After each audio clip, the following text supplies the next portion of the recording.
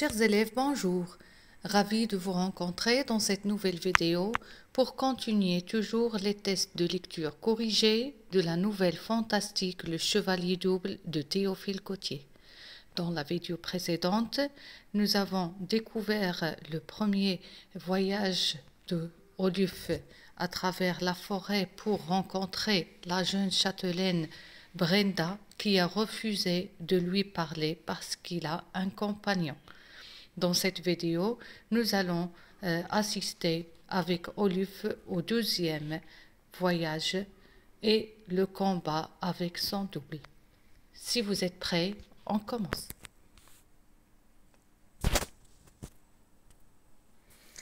L'extrait que nous allons analyser commence de « Malgré l'accueil sévère de Brenda, jusqu'à le spectre jeta un grand cri et disparut. » Première question. Quand Oluf reprit-il la route pour son second voyage? C'était le lendemain de son premier voyage. Pourquoi Oluf a-t-il décidé à faire un second voyage? Car les amoureux ne se découragent pas facilement. Quel temps faisait-il lorsque Oluf reprit la route? Il faisait quel temps? Il y avait une violente tempête de neige. Qui Oluf va-t-il rencontrer sur son chemin? Il a rencontré quelqu'un sur la route. C'était qui? C'était un chevalier inconnu.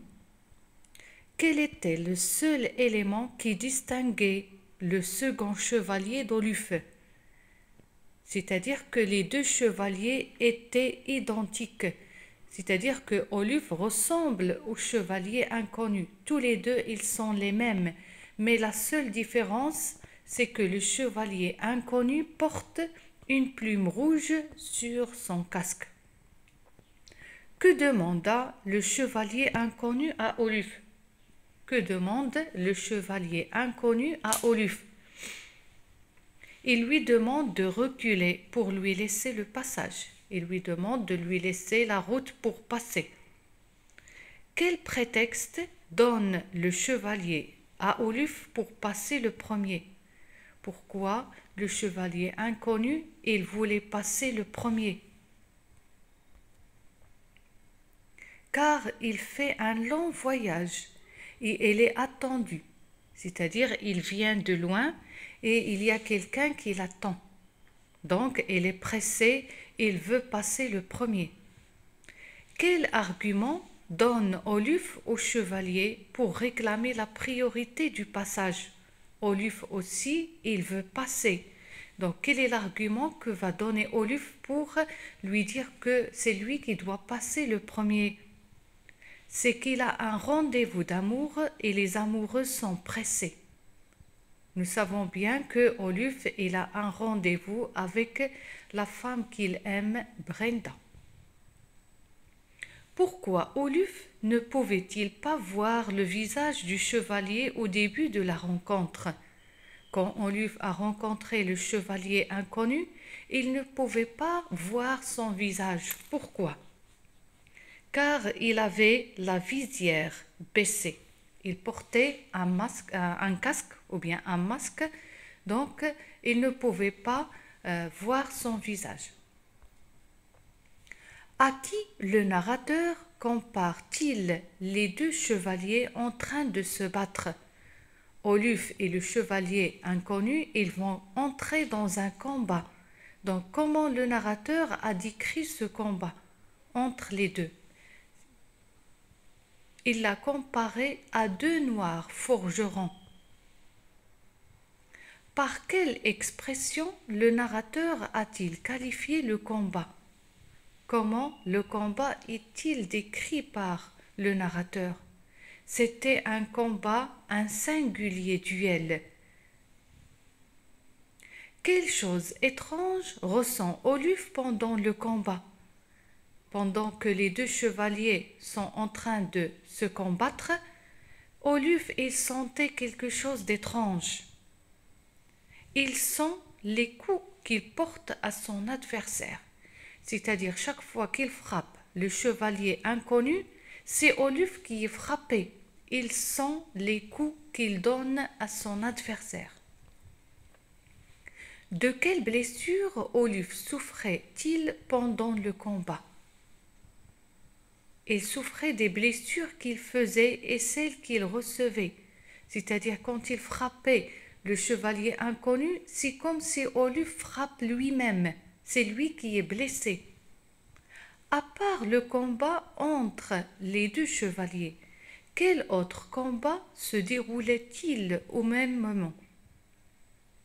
Les deux chevaliers, c'est-à-dire Oluf et le chevalier inconnu, sont en train de se combattre et en même temps, leurs 2 chevaux et les 4 chiens aussi sont en combat.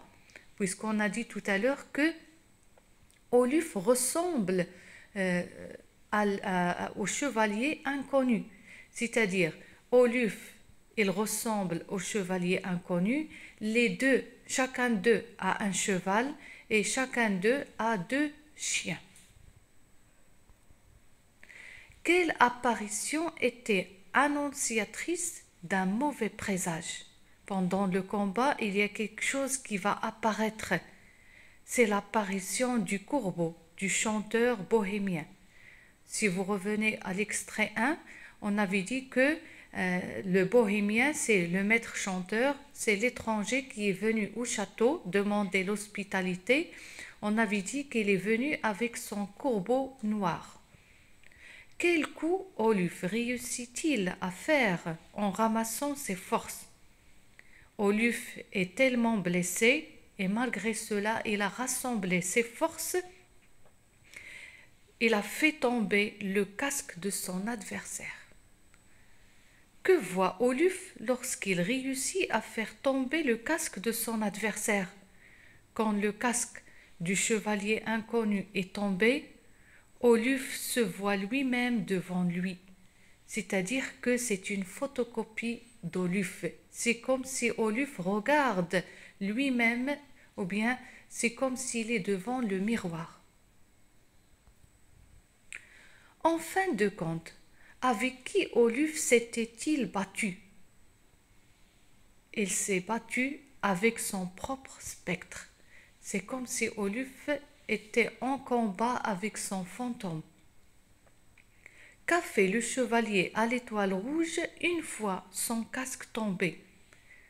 Quand le chevalier inconnu ou bien le chevalier à l'étoile rouge, son casque était tombé, il jette un cri et disparaît.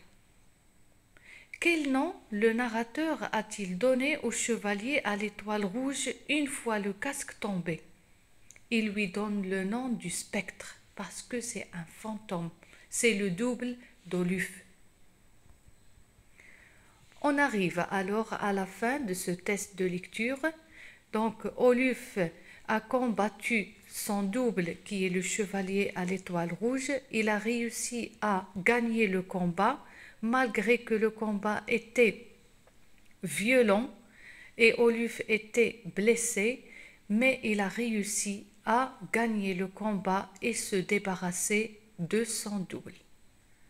Il nous reste encore un dernier extrait pour terminer cette histoire. C'est ce que nous allons découvrir dans la vidéo à venir. On vous dit merci pour votre attention et à bientôt.